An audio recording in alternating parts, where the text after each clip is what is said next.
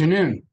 As I'm sure you all know, Birchwood has a very strong character development program, very well thought through and deeply researched and founded on both contemporary science as well as historical precedents on how to shape character in children.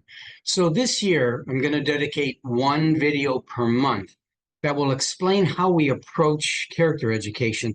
And I think among elementary and middle schools, it's quite unique. And the reason why is because we have defined some of these virtues, the seven Aristotelian virtues. They're not the only ones, but the ones that we work from in terms of how do you practice them? How do you practice courage? How do you practice humility? How do you practice compassion? For children, because if you just talk about it, that's still helpful. It's good to bring up the necessity of justice or compassion. But it's even more powerful if, along with the definition, along with the examples, along with the stories of people who exemplify these virtues, there are practices that children can do. And they're the kind of practices we introduce here at Birchwood. And of course, at home, you probably are doing some of them and didn't even realize. But it will give you the information that should you want to increase your efforts, which I'm sure you do, to make your children into what we call beautiful people doing great things.